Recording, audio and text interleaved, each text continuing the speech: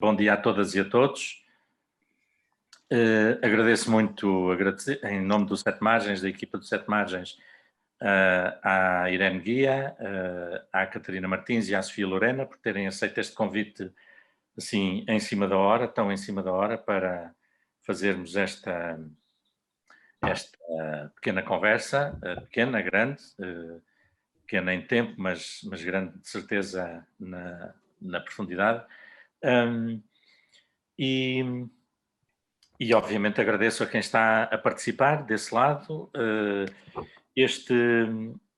Esta conversa está a ser gravada, como nós dizíamos na notícia que publicámos, e mais logo será colocada no Sete Margens, portanto, eventualmente podem depois divulgar para outras pessoas, porque obviamente a hora não é mais favorável para permitir uma participação em direto a toda a gente. Então, temos aqui para conversar a Irene Guia, que é religiosa das Escravas do Sagrado Coração de Jesus, esteve no Kurdistão iraquiano 2 anos, cerca de 2 anos, entre 2016 e 2018, e está agora a residir numa comunidade das religiosas na Irlanda. Depois também a Catarina Martins, diretora nacional da Ajuda à Igreja que Sofre. Esta instituição tem apoiado muitos projetos de reconstrução, concretamente no Iraque, e faz parte da sua missão o apoio a cristãos perseguidos, e desde há vários anos tem divulgado praticamente todos os anos, ou quase, um relatório mundial sobre a liberdade religiosa no mundo. E finalmente a Sofia Lorena, grande camarada dos meus tempos do público. A Sofia continua no público, tem acompanhado muito as questões do Médio Oriente e, portanto, também há de ser um olhar muito, muito interessante que nos traz aqui esta conversa. Eu tinha combinado com as nossas 3 intervenientes, ainda por cima calha bem o facto de serem 3 mulheres no Dia Internacional da Mulher. Tinha combinado que lhes ia pedir no início, foi a única cábula que eu lhes dei, que lhes ia pedir que escolhessem um momento ou um gesto desta viagem do Papa. Catarina, quer começar? Muito bem, então eu vou começar. Para mim o momento talvez desta viagem, pelo seu simbolismo, foi o encontro do Papa com o líder xiita Al-Sistani. Foi de facto um momento histórico, e histórico também o seu simbolismo, que depois no comunicado que Al-Sistani fez, a dizer que, portanto, que defende paz e segurança para os cristãos do Iraque. Portanto, de facto é um momento que para mim marca esta viagem. A frase, para mim, entre outros momentos, é óbvio, mas escolhi aquele que talvez pelo seu simbolismo e talvez com as consequências que terão no futuro. A frase, para mim, foi também a frase que o Papa disse em Mossul ontem, que a fraternidade é mais forte do que o fratricídio, que a esperança é mais forte do que a morte, que a paz é mais forte do que a guerra. E a presença do Papa, de facto, simboliza tudo isto. Tudo é mais forte, porque a presença deste homem de paz, de facto, mostra-nos que a guerra passou, muitas coisas foram destruídas, muitas vidas se perderam, mas hoje, já com um território mais ou menos em paz, podemos dizer assim, a segurança ainda não existe de todo, a paz também ainda não é uma paz duradoura, mas de facto tudo isto é mais forte, e este homem foi levar esta mensagem de paz e de esperança a este povo que tanto precisava, portanto, que tem sofrido ao longo dos anos. Irene, e qual era, a Catarina já antecipou também a frase, a ideia, o discurso que a tocou mais. Irene, qual é que é o gesto, o momento que escolheria, e já agora também a frase ou o discurso ou a ideia que o Papa expressou? Olá. Olá. Eu vou ser franca, foi muito difícil escolher. Eu creio que o Papa ainda nem chegou a Roma, e por isso assimilar esta visita em tudo o que tem de simbolismo e de impacto, porque tem impacto político, também não só religioso, é difícil.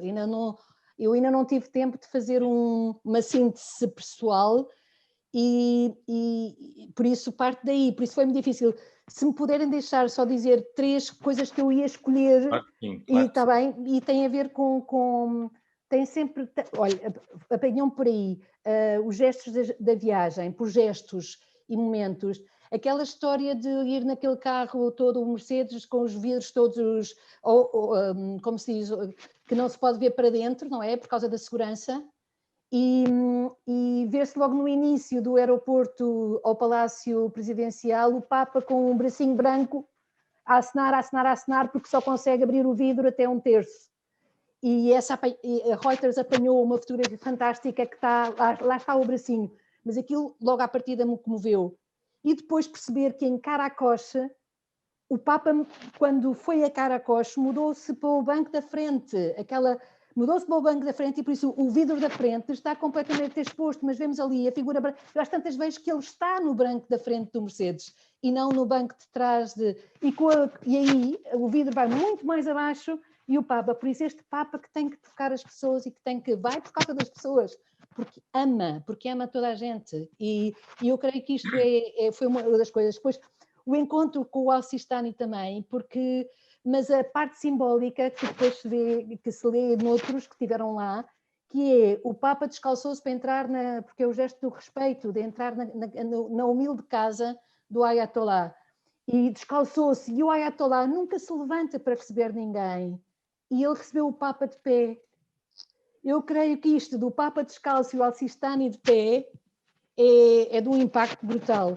E depois, mas depois aquela história quando o Papa chega a Erbil e desce do avião e está ali o presidente do Kurdistão e o primeiro-ministro, mas o presidente, e ele ao cumprimentar o presidente, vê-se o Papa a fazer assim, eu quis estar aqui, é o que ele diz.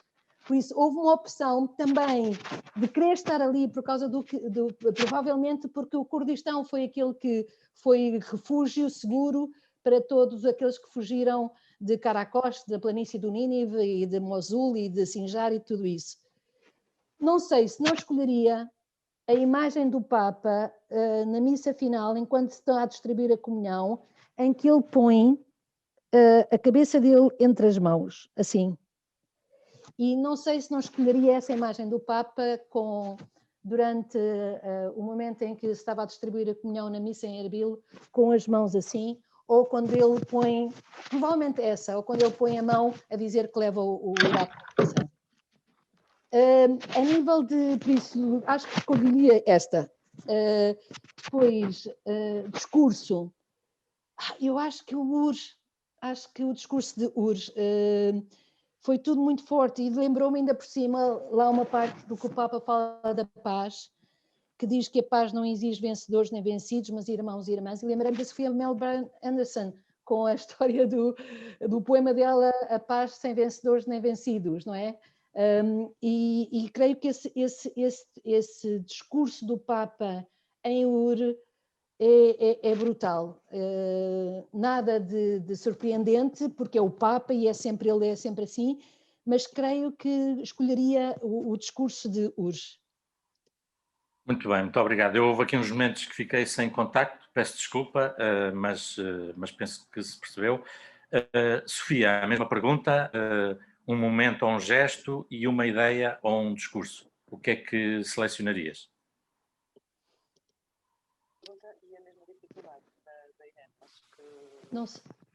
Estou a ouvir-te com alguma dificuldade, não sei se... Já me ouvem melhor? Parece que sim. Ok, esqueço-me que isto tem microfone. Peço desculpa.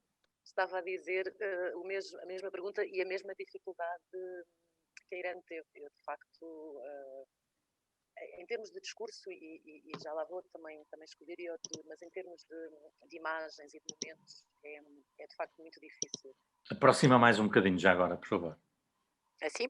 Sim. Ok. É de facto muito difícil, porque há muitos, para já porque também ainda estou a digerir e a gerir, mas porque de facto há muitas imagens que me ficaram e que acho que ficaram para muitas pessoas. O encontro com o Ali Sistani que a Irene escolheu é obviamente muito relevante. a todos os níveis para o Iraque, para crentes do mundo inteiro, mas até o encontro com o pai do Alan Kurdi, que não é nada que não se espera.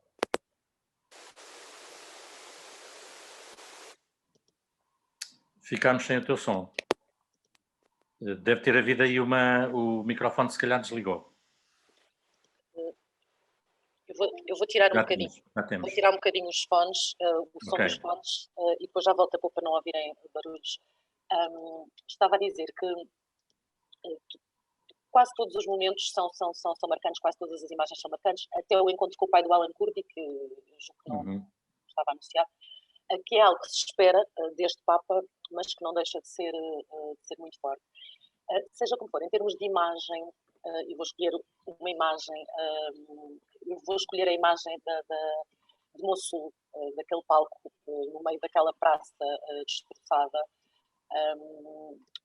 não só pelo que aquela praça significava para o que aquela cidade já foi, e esperemos voltar a ser, e está a voltar a ser aos bocadinhos, porque eu acho que é uma imagem com mensagens para toda a gente muito, muito fortes.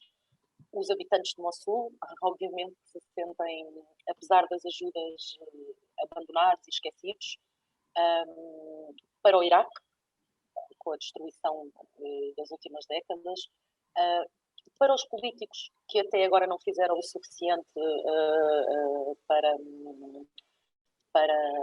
resolver os problemas não só da comunidade cristã, mas de todos os iraquianos. Não esqueçamos que nos últimos tempos tem havido protestos muito importantes em todo o país, e que há uma sensação de desilusão e de cansaço muito grande das pessoas, sobretudo dos jovens, e o Papa estar ali, não há, esta viagem é uma viagem que nenhum líder, nenhum chefe de Estado faria desta maneira,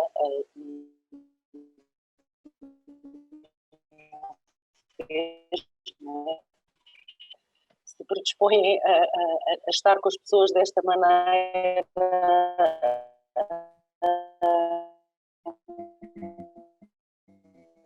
a esperança, esta imagem do Papa no meio da destruição, os cristãos sofreram muito concretamente naquela praça, mas que todo o Iraque e todos os iraquianos de alguma forma passaram.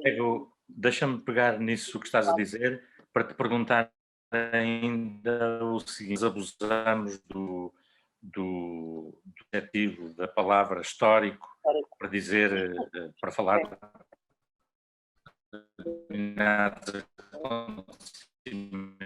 faz parte da história, mas dias sobre esta viagem, é de facto histórica, e porquê? Ou achas que há outra palavra para caracterizar esta visita, esta iniciativa do Papa? É histórica. Vou tentar usar outras palavras, mas é histórica, é única a tantos níveis, e pode ser portadora de tantas mensagens de esperança, por isso mesmo. Eu acho que os próprios iraquianos verem que o Papa, que alguém como o Papa os visita assim, acho que só isso, e uma viagem que tanto se disse que era perigosa, que devia ser evitada, mas que de facto seria sempre perigosa, teria sempre, fosse agora, fosse daqui a um ano, fosse daqui a dois. Infelizmente o Iraque não vai transformar-se num país sem problemas de segurança de hoje para amanhã, portanto ser agora era só o sublinhar de uma urgência, não é? Era algo que ele queria ter feito e que não quis esperar mais, porque de facto aquelas pessoas precisavam desta mensagem de esperança. E aquelas pessoas, obviamente estamos a falar dos cristãos, estamos a falar dos católicos, mas estamos a falar dos iraquianos, e eu até diria mais, estamos a falar de uma região que tem isto porque nas palavras do Papa dos últimos anos, o Iraque tem estado sempre muito presente, os iraquianos têm estado muito presentes, mas os sírios também, e portanto há ali uma zona que tem sofrido, enfim, ora sofrem mais uns, ora sofrem mais outros, mas que tem sido... Já lá iremos também a essa questão. Deixa-me perguntar agora à Catarina, Ontem o Papa insistiu muito na ideia da reconstrução, Catarina, e a Ajuda à Igreja que Sofre tem sido uma das organizações, aliás, foi nomeada num dos momentos como uma das organizações que tem apoiado internacionalmente a reconstrução, a recuperação de edifícios, mas também a reconstrução das pessoas, das famílias, das suas vidas, que o Papa também referiu que era o mais importante. Catarina, assim, em pinceladas muito rápidas, quais são os projetos mais importantes da AIS, da Ajuda à Igreja que Sofre neste momento no terreno?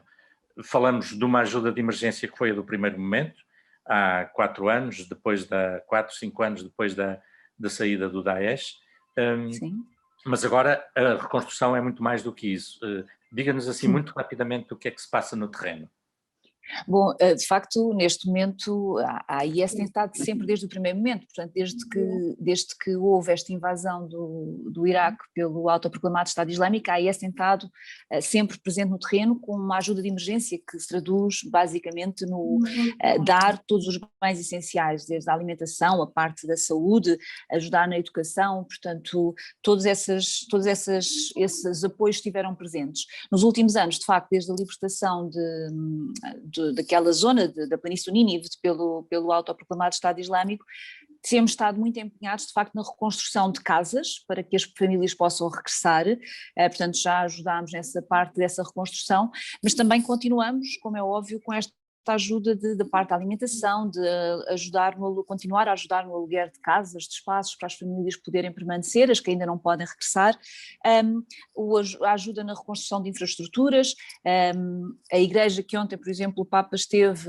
em Caracós também foi uma parte ajudada por nós também para essa reconstrução, portanto continuamos a ajudar. Eu penso que o Papa ontem, para além de, que é também agora parte muito importante, e aí a igreja tem um papel fundamental, que o Papa também sublinhou muito na sua viagem, portanto este perdão, esta tolerância, esta convivência entre as várias religiões. Eu acho que é preciso agora fazer de facto esta reconstrução de cada um dos iraquianos que sofreram muito, que têm traumas grandes e que é preciso serem ajudados a ultrapassar, portanto para além de reconstruir edifícios, é também preciso reconstruir as comunidades, reconstruir as pessoas e dar-lhes todo o apoio que seja necessário para que isso possa acontecer. E nós, a AIS, temos tentado estamos em estreita ligação com a Igreja iraquiana e, portanto, os pedidos que nos vão chegando são, de facto, os pedidos que a Igreja acha que neste momento é mais importante.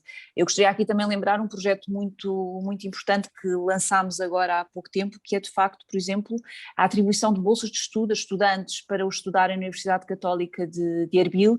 Portanto, são 150 bolsas para jovens, maioritariamente cristãos, mas também yazidis e muçulmanos, portanto, e é um projeto que está avaliado, ou que está orçamentado em 1,5 milhão de euros agora para começar, e de facto são estes pequenos projetos que vão ajudar a dar esperança para que a comunidade cristã possa de facto permanecer e que possamos ajudar a ultrapassar esta fase tão negativa que o Iraque viveu nos últimos anos. Irene, o Papa fez várias referências aos yazidis de uma forma dramática. Fala-se dos yazidis muitas vezes, obviamente na comunicação social, mas já agora descreva-nos num minuto ou em 30 segundos como é que se podem caracterizar os yazidis em termos religiosos, porque eles não são nem cristãos nem muçulmanos, estão ali algures com coisas de uns e de outros. Explique-nos lá quem é que é este povo, em termos religiosos. Muito bem. Primeiro, eles, por causa disso é que, em relação a eles, o Daesh quis mesmo um genocídio. Há uma diferença entre o que aconteceu com os cristãos, nas mãos do Daesh, e o que aconteceu com os Yazidi, nas mãos do Daesh. Continuam Yazidis desaparecidos, não sabemos onde. Foram as mulheres e as miúdas e os rapazes leiloados e passados de mão em mão, etc., e foram chacinados completamente. Por isso, e a comunidade internacional assim que caracterizou esta perseguição aos Yazidi, não como uma mera perseguição violenta, mas como genocídio. Isto é bom ter em conta, porque é um povo que também ficou, eram quase 2 milhões na Síria e no Iraque, e agora são talvez 750 mil. Eles acreditam na força transcendente, mas uma força transcendente que é a origem do bem e do mal. E por isso há uns anjos que protegem, etc. Por isso, para os do Daesh, para os terroristas do Daesh, como eles nem acreditavam no verdadeiro Deus, devem ser mesmo eliminados da face da terra. Mas são um povo, eles vão continuar a unir-se entre eles, porque têm esta consciência de que se não nos continuarmos a unir, casamentos, etc., vamos desaparecer. E por isso têm esta consciência de ter que manter o nosso povo aqui à face da terra. E por isso são muito... mas são de um respeito brutal em relação ao bom das outras religiões. Eu, com os Yazidi, tive imenso contacto. Eles têm uma pena incrível, acham que o Papa é santo, é um homem santo, e teriam tido imenso gosto que no programa do Papa tivesse estado o Sinjar, que é o símbolo, e foi onde, tal e qual como Mosul ou Karakosh, mas para eles é Sinjar.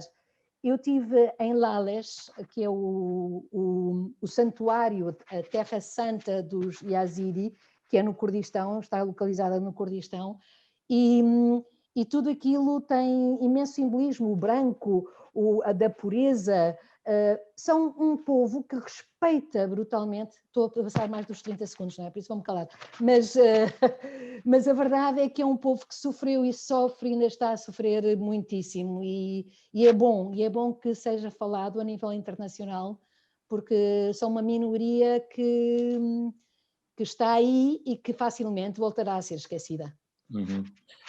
Já agora aproveito, posso chamar a atenção para um texto que a Irene Guia nos escreveu e que publicámos no Sete Margens, com testemunhos de vários jovens que trabalharam consigo no Serviço de Jesuíta aos Refugiados lá no Kurdistão, e alguns deles Yazidi, precisamente, e portanto, e que eram muito interessantes desse ponto de vista, de perceber como é que, pelo menos as novas gerações, naquele pequeno leque de pessoas, olhava para a visita do Papa, isto foi antes da visita, e todos eles muito interessados em destacar a coexistência pacífica, o respeito pelos outros e a possibilidade de trabalhar em conjunto.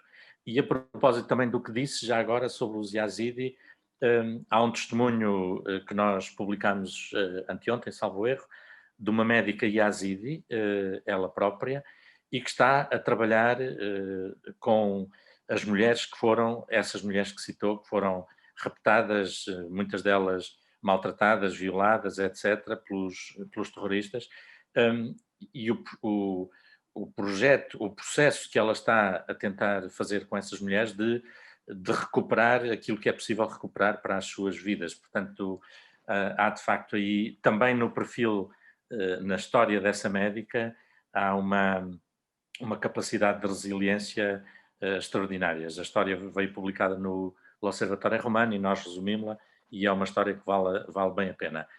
Sofia, volto a ti porque há pedaço já citavas a Síria e o Médio Oriente do modo geral, que eu me recordo, o Papa fez pelo menos 2 referências à Síria.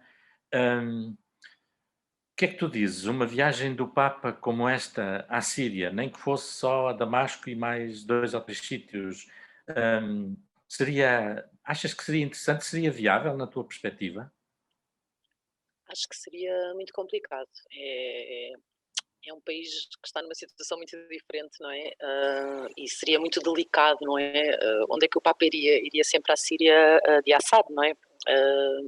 Que neste momento é a Síria quase toda, porque a Síria, enfim, transformou-se noutra coisa, não é? Há muitas Sírias espalhadas pelo mundo, fruto de todas as comunidades que se estão a reconstruir depois dos mais de 6 milhões de sírios que saíram do país nos últimos 10 anos. Estamos a fazer precisamente 10 anos. 10 anos, o Papa fez essa referência logo no primeiro discurso com as exatamente. É muito complicado porque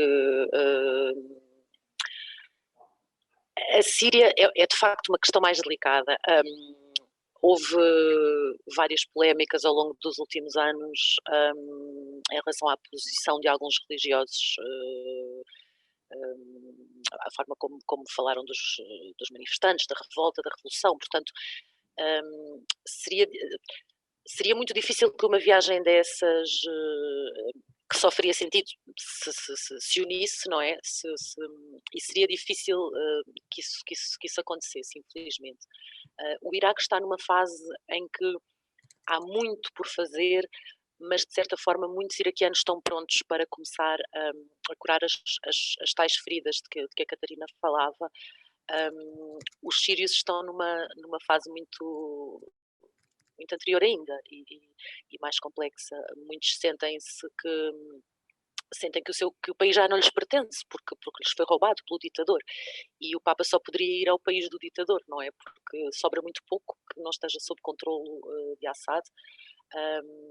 Era muito complicado, de facto. E a nível do Médio Oriente, olhando para aquele puzzle de povos, problemas, conflitos, guerras, tensões, pensas que esta visita pode ter sido um impulso para que noutros sítios também apareçam soluções pacíficas? O Iémen, por exemplo, que é outra tragédia da qual pouco se fala também. Sim, eu quando pensava nesta visita, para mim todos estes, fala-se sempre pouco de cada um destes países, não é?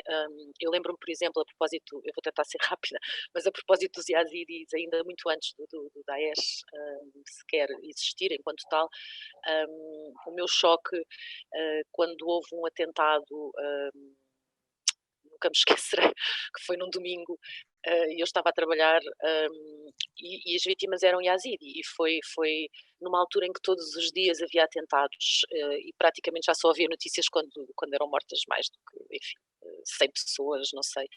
E esse atentado nesse dia parecia que tinha morto talvez 100 pessoas, afinal matou 700, 800 e já não se deu notícia disso, não é? Isto foi em 2007, portanto esta comunidade Yazidi tem de facto sofrido muito, muito, muito desde a invasão de 2013 e desde a guerra que se seguiu.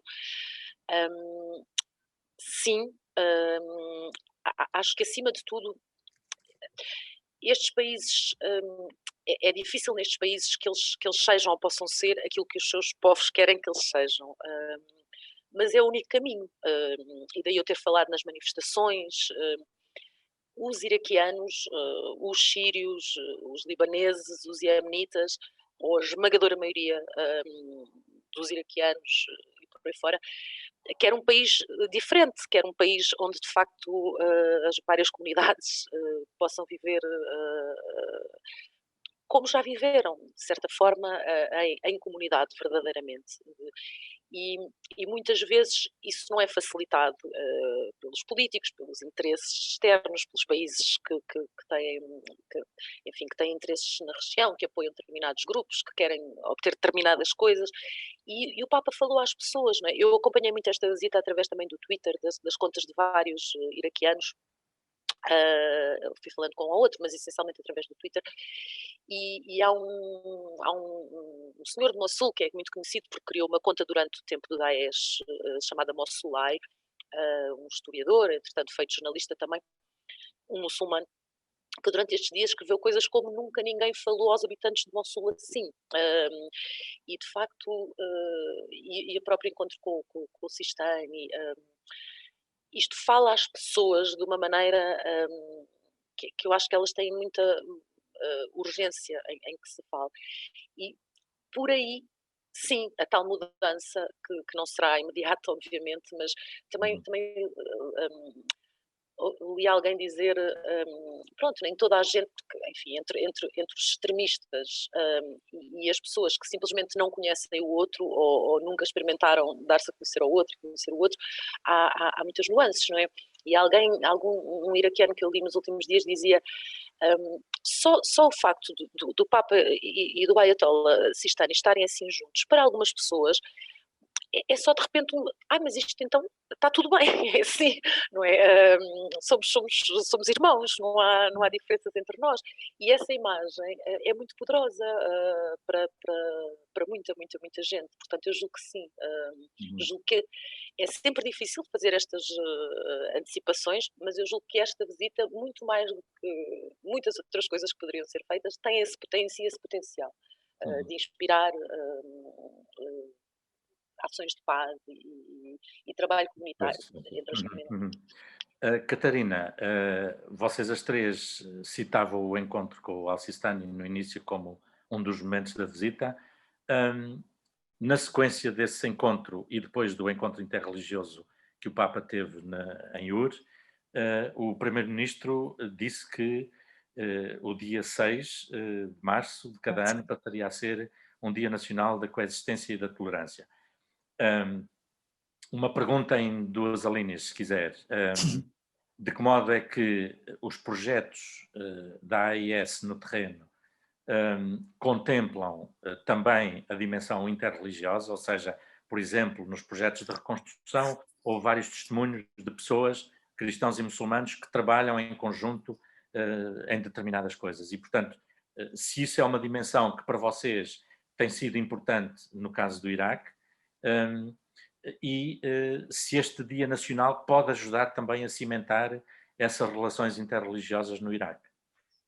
Bom, na primeira parte da pergunta, sem dúvida a AIS tenta, e o Papa falou disso ontem, creio que foi ontem, a dizer das instituições que estão no terreno e da Igreja que trabalha não só com uma determinada comunidade, mas trabalha com todos. E a Igreja tem feito de facto esse trabalho no terreno, não escolhendo a comunidade A, B ou C, mas tanto trabalhando com todos, e isto é muito importante, e esse exemplo que deu de pessoas que colaboram, que trabalham em conjunto para a reconstrução, é muito importante porque é com estes pequenos gestos do dia-a-dia que acabam por ajudar a mudar as mentalidades, e de perceber que o outro é igual a mim, tem uma fé diferente da minha, mas que é igual a mim e, portanto, e que podemos conviver e trabalhar e estar juntos.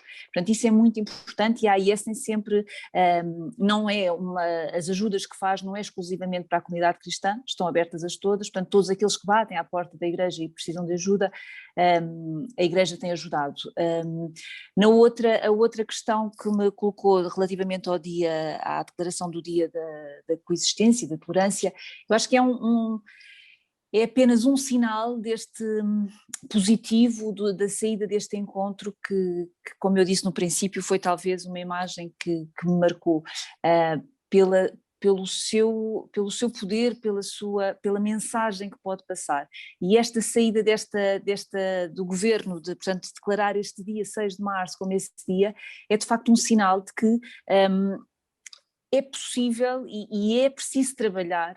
É preciso todas as religiões trabalharem com esse objetivo de haver de facto esta tolerância, esta coexistência, porque, como a Sofia dizia há pouco, esta coexistência já aconteceu, portanto não é uma coisa nova no Iraque, portanto aconteceu durante vários anos, vários séculos, com altos e baixos evidentemente, mas é possível esta convivência, e a marcar este dia, num dia também por todo o simbolismo que houve neste dia 6, eu penso que é extremamente importante e é um sinal que se dá, mais do que tudo, é um sinal que se dá à comunidade, ao país, aos iraquianos, de que vamos trabalhar em conjunto, há esta vontade política, não é, de trabalharmos em conjunto para a tolerância e para a coexistência pacífica entre as várias religiões, que no fundo fazem parte de facto do tecido do Iraque e que sempre fizeram nos últimos anos, portanto cada comunidade vai acrescentando valor a todo o Iraque, e é isso que é preciso trabalhar, é isso que é preciso valorizar, e é preciso continuar de facto com esta vontade política de trabalhar em conjunto e de aceitar a ajuda de todos para reconstruir o Iraque,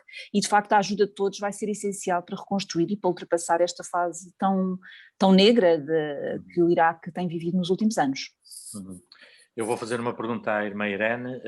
Antes disso, quero só dizer que se houver alguém que queira fazer alguma pergunta, também pode fazê-lo, ou por escrito aí na caixa de conversa, ou então sinalizando que está interessado em fazer e faz oralmente com o microfone aberto. Irene, a pergunta é esta. Uma das coisas que o Papa sublinhou, sobretudo ontem, mas também no sábado, no encontro interreligioso foi a ideia do perdão. E ele tem insistido, aliás, na encíclica Fratelli Tutti, ele fala do perdão mesmo ao nível político. É possível que um país se possa perdoar dentro de si, entre fações que andaram a matar-se umas às outras? Houve testemunhos tremendos de várias pessoas nos diversos encontros do Papa. Por exemplo, ontem uma mãe que tinha perdido o filho no atentado terrorista, o filho, um primo, mais uma vizinha amiga. No sábado outros testemunhos do género, mais aquele testemunho do professor que resolveu organizar viagens a UR para os crentes das 3 religiões perceberem que a sua origem é a mesma, portanto que não faz sentido andarem à bulha uns com os outros e à bulha de forma violenta. É possível concretizar esta dimensão política do perdão, como o Papa tem sugerido? Eu creio que acho que vai levar tempo, mas creio que também que as pessoas, os 2 anos que eu tive lá foi com uma equipa formada por cristãos muçulmanos e yazidi, a trabalhar e a acompanhar cristãos muçulmanos e yazidi. Por isso, e vou-lhe dizer, eu acho que há um desejo enorme de paz no Iraque, da gente comum. Eu dei-me com gente comum, por isso os líderes, eu acho que os líderes serão chamados à pedra, porque o desejo do povo é completamente diferente e são manipulados quando se inquistam em ódios. Há uma manipulação real daquilo, porque o coração deles, de qualquer dos grupos com quem eu lidei, o desejo de paz é grande, porque eles não conhecem outra coisa senão conflitos, não é? Já antes com o Saddam Hussein, eu estive no Kurdistão, por isso, em 1983, os 8.000 homens e rapazes que foram assassinados por Saddam Hussein, por isso tudo é perseguição, tudo é conflito, tudo é tensão. Por isso, o desejo de paz que eu vivi durante 2 anos no Kurdistão, com os deslocados de Karakosh, de Mosul e de Sinjar, a nossa equipa, e foi interessante porque eu ao princípio fiz um erro incrível, deixem-me só dar este exemplo porque eu creio que responde à sua pergunta. Era fazer visitas e então tínhamos contratado 4 cristãos porque era uma zona onde havia muitos deslocados cristãos para formar 2 pares, homem e mulher, porque ia-se visitar visitas. Por isso, homem e mulher, 2 equipas de cristãos para visitar as famílias cristãs, uma equipa de muçulmanos para visitar as famílias muçulmanas e uma equipa de yazidi para visitar as famílias yazidi. E era exatamente por identidades, por isto. E às tantas, aquela sensação que nós estamos aqui a fazer a asneira. E foi através, veja lá, de uma coisa tão estúpida como organizar o trabalho das equipas. Isto, assim, ia ser mais difícil de organizar se estivessem misturados. E nós propusemos, o que é que vocês acham de se afinal as equipas não forem formadas assim, 2 cristãos a trabalharem e a visitarem famílias cristãs, e eles é que disseram, é que faz todo o sentido que nos apresentemos de uma forma reconciliada. E por isso as equipas foram feitas muçulmano-cristão, muçulmano-yazidi, que aqui era relativo, assim, a nível do... Por isso, eu creio que há um desejo real e viu-se nos testemunhos. Aquela senhora que mencionou acaba a falar com o Papa a dizer que o perdão em relação, que tem o perdão e comoveu o Papa por causa que perdoou àqueles que, ao Daesh. O Papa que diz para limpar o coração é preciso sujar as mãos. Para mim esta frase foi talvez a frase que a mim pessoalmente mais me marcou de tudo, que para limpar o coração é preciso sujar as mãos, e sujar as mãos às vezes significa fazer asneira, mas o que está a guiar é a tentativa de fazer o bem. Por isso, eu creio que sim, eu creio que há um desejo real de reconciliação e creio, eu posso estar errado e a Sofia não sei o que é que ela pensará disto, mas eu creio que o Iraque, a nível de Estado, eu não sei se esta visita para o Iraque não é um cartão de visita para o Iraque se apresentar com um papel relevante a partir de agora na situação geopolítica do Médio Oriente. Não sei se não é, porque tudo correu bem. o orgulho com que fizeram e com que protegeram o Papa. Por isso, eu creio que aqui também há isto. Se o anúncio desse Dia Nacional, se o Iraque, enquanto também para fora, o papel relevante que pode ter no Médio Oriente por causa desta visita e a forma como acolheu e os passos que der, eu creio que o Iraque pode vir a ter um papel relevante a nível internacional na situação geopolítica e ser como é que eu ia dizer, intervir, ter um papel que não tem há não sei quanto tempo, não é? E que pode ser, de facto, o Iraque tornar-se um exemplo da coexistência real. Até porque está ali na charneira. Está na charneira, tudo. Arábia tudo Saudita, aquilo, Irão. não é? Exatamente, por isso, eu não sei, mas para mim, assusta-me, por exemplo, também gostava de saber, não sei se é possível, o que é que a Sofia pensa disto, mas pensar que a Hungria está a dar tanto dinheiro a Caracos para reconstruir Caracos, uma Hungria que na União Europeia não sei o que é que faz lá a nível de direitos humanos e que não se é capaz de caras, e sabemos o que é que foi na falta de acolhimento dos refugiados e tudo isso. Pronto, há aqui um interveniente que quer ter, não sei, mas para mim há coisas aqui que podem ser fantásticas, como os agradecimentos por tanto recebido, pode também criar parcerias que não são das mais saudáveis neste sentido da coexistência. Eu vou dar a palavra à Sofia se ela quiser responder ou pegar nessa deixa. Tenho aqui uma pergunta do Manuel Pinto. Manel, não sei se queres tu fazer a pergunta ou se eu a leio, como preferires. Tens é que ligar o teu microfone se quiseres falar, tu. Não, era uma coisa simples. Eu acho que uma das coisas que aconteceu a propósito desta visita foi nós vermos o Iraque não pelas notícias de tormentas, de guerras, de conflitos, mas pelos povos, não é? Pelas pessoas, pelo anseio, pelas experiências de colaboração interreligiosa e de procura da paz. A informação acho que tem sido uma pobreza incrível, não é? Eu falo por um setor a que estou mais ligado. Acho que nós temos obrigação de sermos mais não sei como, não é? Porque sabemos que as fontes de informação não são fortes, nós não temos acesso, se calhar, à informação mais importante, e é por isso que é tão importante gente que vai lá, que possa partilhar esta informação. Mas se calhar há outras coisas também que podemos fazer para além de conhecermos melhor a realidade do Iraque. E concretamente, Sofia, pegando na deixa que a irmã Irene... Sim, diz, Riacho. Sim. Duas coisas, se calhar. Acho que para o Iraque esta visita significou muitas coisas, mas para os políticos iraquianos significou sem dúvida provar esta capacidade, não é, por uns dias, e não será só por uns dias certamente, não foram vistos, o Iraque deixou de ser visto como o país que recebe ajuda, que precisa de tudo, e de repente foi um país que organiza uma visita tão importante quanto esta e que se mostra de facto de outra maneira. Correu bem ao nível da segurança? Obviamente. E correu extraordinariamente bem, eu diria, porque não só correu bem, no sentido em que não aconteceu nada, como nem sequer foi tão rígido, os momentos não foram tão rígidos como se antecipava, não é? Houve bastante mais descontração. Até na falta de uso de máscaras de muita gente.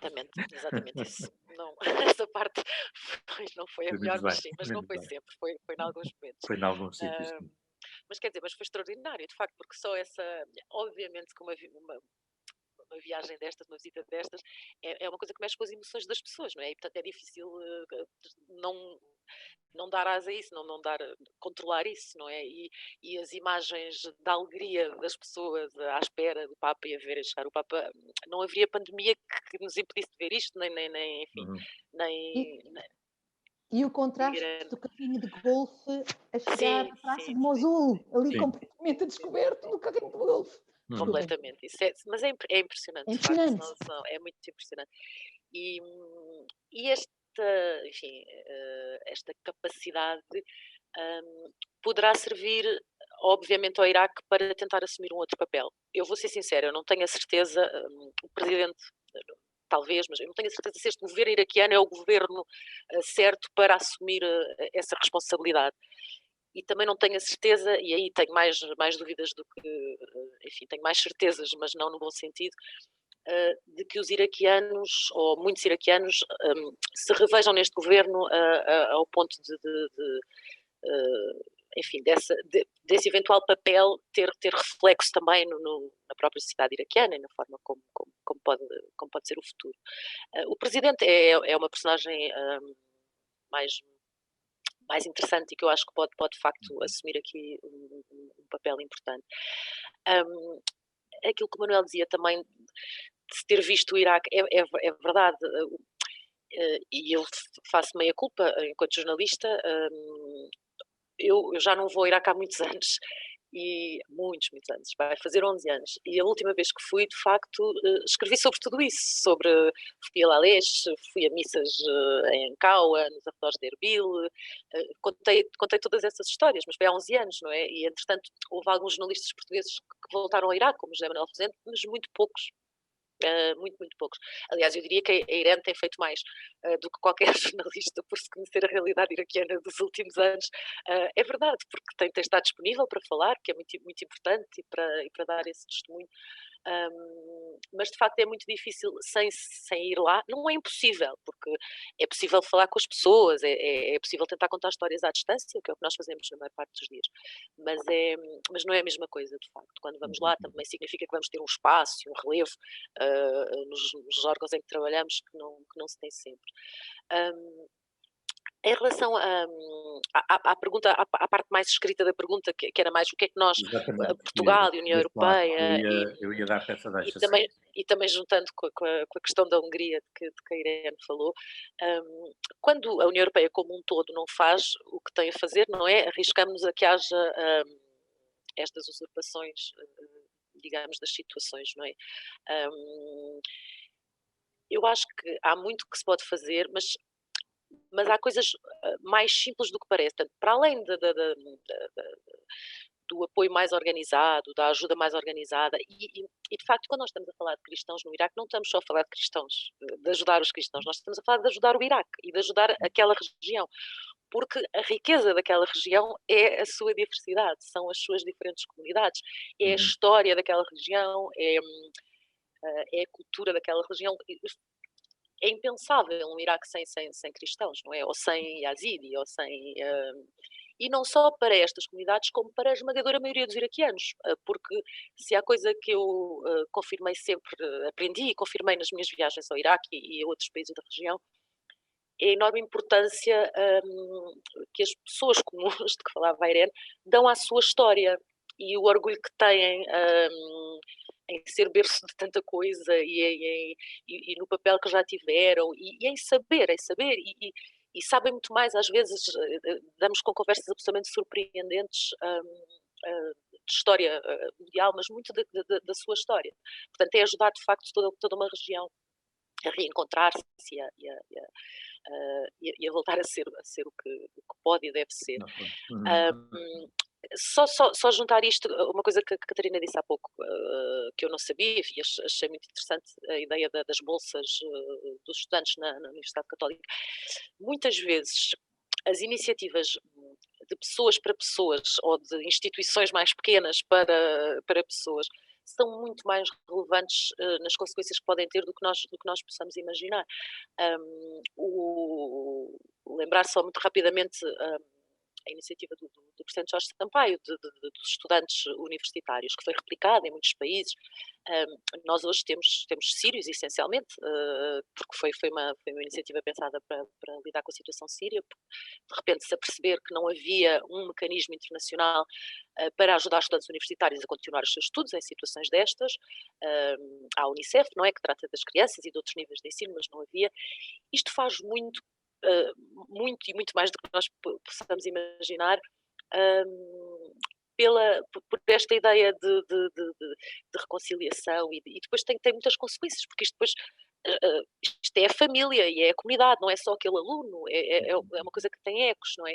E intercâmbios de estudantes, muitas vezes falando com países mais próximos, pessoas de países mais próximos, como a Tunísia ou Marrocos, mas não há razão para que isto não se pudesse estender ao Médio Oriente mais longínquo. As pessoas falam em coisas como, pronto, há estes acordos de ajuda, há isto, mas é sempre tudo ou muito político, ou então está condicionado ao nosso combate ao terrorismo, ou a nós conseguirmos que os imigrantes não vão, ou isto ou aquilo.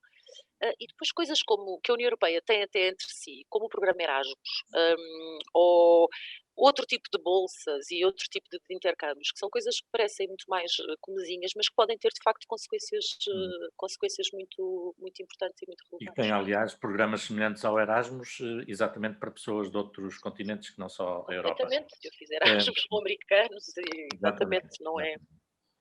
Eu vou fechar a conversa. Posso só fazer um Sim, comentário aqui? eu ainda vou fazer fase... uma última pergunta, se a Irene quiser pegar ao mesmo tempo, porque era só desenvolver esta ideia de que o que é que nós podemos fazer, enfim, nós, os nossos países, a União Europeia, Portugal, o que é que podemos fazer de alguma forma para que esta realidade se torne mais presente e para ajudar também naquilo que é possível. Tomo só um exemplo e depois a Irene toma a palavra para fechar a partir destas pistas e do que estava a pensar dizer, que é, em maio vamos ter uma cimeira entre a União Europeia e a Índia aqui em Lisboa, porque é o semestre da presidência portuguesa.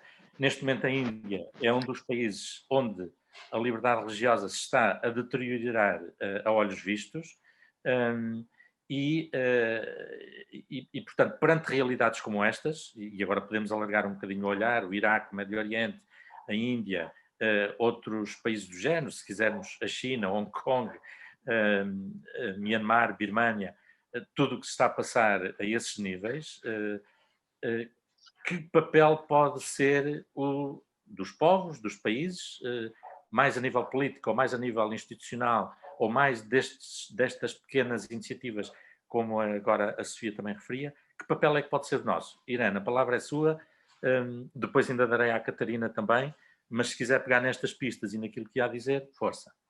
Então eu vou começar por tentar, fui apanhada de surpresa, mas eu acho que ter um olhar é uma pena, porque nestas relações internacionais e nestes dar relevância umas coisas a outras, há sempre por trás os interesses de cada país.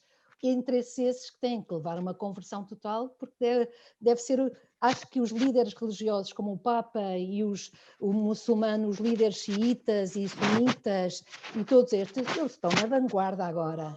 Eu acho que os políticos têm que olhar para o que os líderes religiosos estão a fazer e aprender de aí a serem defensores dos seus povos entre comunhão, coisa que não é ainda. Por isso, eu creio mesmo que olhar para o que estão a fazer não é falarmos só do Papa, mas é o Papa, mas enaltecer os líderes das outras religiões que estão com o Papa neste querer mostrar o caminho para que possamos verdadeiramente viver em paz e neste tecido, neste tapete de multicolor que também são as nações.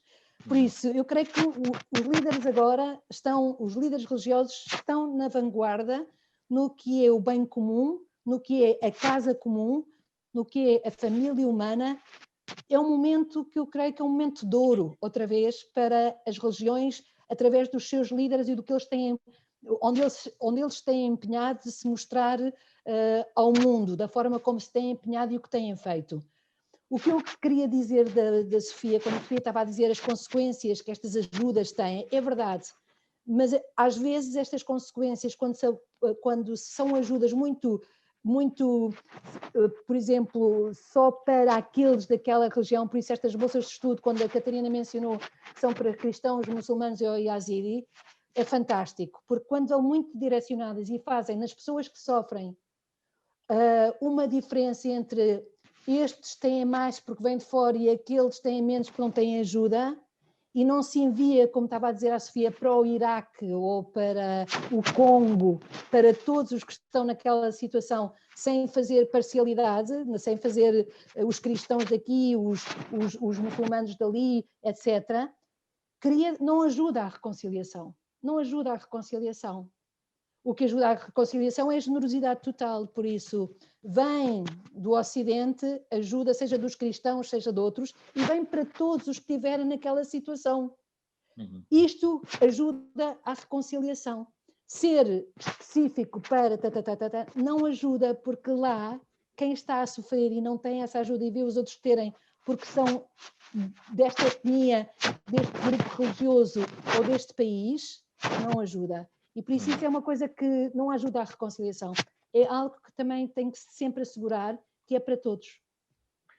E Catarina, também para terminar nesta perspectiva, perante o que foi esta visita, perante iniciativas como a próxima Cimeira de Maio com a Índia, ou outras questões do género, que papel pode ter a ajuda à Igreja que sofre para chamar a atenção para realidades como estas e outras, onde a Irene falou agora no Congo, outra tragédia, ou Cabo Delgado, ou enfim, agora faríamos uma lista muito extensa. Que papel pode ser o da AIS e de organizações similares e de grupos onde as pessoas se envolvem? Qual pode ser o nosso papel? Bom, o papel da AIS e de outros grupos semelhantes, de outras organizações semelhantes, eu penso que é na denúncia, não é? Dar a conhecer, porque acho que é o primeiro passo de facto, é continuar a falar, continuar a transmitir o que se passa no terreno e depois tentarmos fazer um lobby no sentido positivo, não é? Junto da comunidade internacional, nomeadamente, por exemplo, agora, sendo Portugal presidente, está com a presidência da Comissão da União Europeia, portanto, fazer de facto esta pressão sobre determinados governos.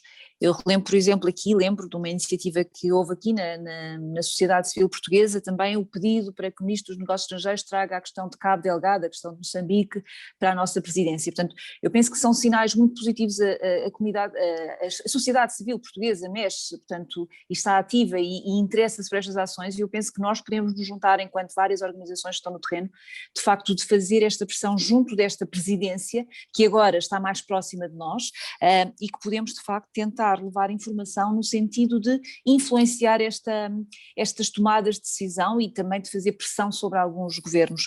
Eu penso que seria extraordinário se conseguíssemos, para além desta da Índia, que de facto, como disse muito bem, portanto, a situação da liberdade religiosa está-se a deteriorar a olhos vistos e não há uma ação da comunidade internacional sobre de chamada a atenção para este país, mas há outras situações muito relevantes que estão a acontecer no mundo, e eu relembro apenas do Paquistão, que está mesmo ao lado, e que situações dramáticas que estão a acontecer, também com as minorias, e portanto é preciso de facto a comunidade internacional olhe para um todo, para todo o continente, para todo o mundo, e que consiga de facto fazer pressão, chamar a atenção, de chamar de facto à razão, não é? No sentido de que sejam respeitadas estas liberdades do homem, e que sejam de facto países onde a comunidade europeia possa ter de facto também um sinal, uma presença, um farol no bom positivo, no sentido positivo de ajudar a que sejam tomadas as melhores decisões para a população em geral, que é uma coisa que tem falhado nos últimos anos e que podemos nós agora fazer também alguma diferença. Enquanto a AIS, e o Marujo falava disso no início, portanto a AIS publica de 2 em 2 anos um relatório sobre a liberdade religiosa. Este ano, por causa da pandemia, era suposto ter sido em 2020, mas será agora em abril. Também fazemos esta tensão de facto de entregar este relatório às entidades internacionais e nacionais, no sentido de que possam ler também a situação atual relativamente a este direito fundamental do homem, que é a liberdade religiosa de cada um de nós. E por isso é o que cada um de nós pode fazer, é de facto juntar-nos enquanto várias instituições, enquanto sociedade civil, para fazermos pressão positiva sobre os decisores políticos nacionais e internacionais para que estas questões sejam chamadas e que sejam vistas e analisadas e ajudadas na medida do possível por todos nós. Muito bem, muito obrigado. A ver se não me esqueço de nada. Para já, muito obrigado a todas e a todos os que participaram, os que estiveram aqui. Obrigado, obviamente, às 3 que intervieram e que se prepararam para esta conversa, Irene, Catarina, Sofia, por aquilo que foi da vossa disponibilidade. E pronto, fica de novo a lembrança de que esta gravação ficará disponível mais logo no Sete Margens. E pronto, em nome do Sete Margens e no meu nome também, pessoalmente, fico muito grato. E para as mulheres, um bom dia internacional, já agora.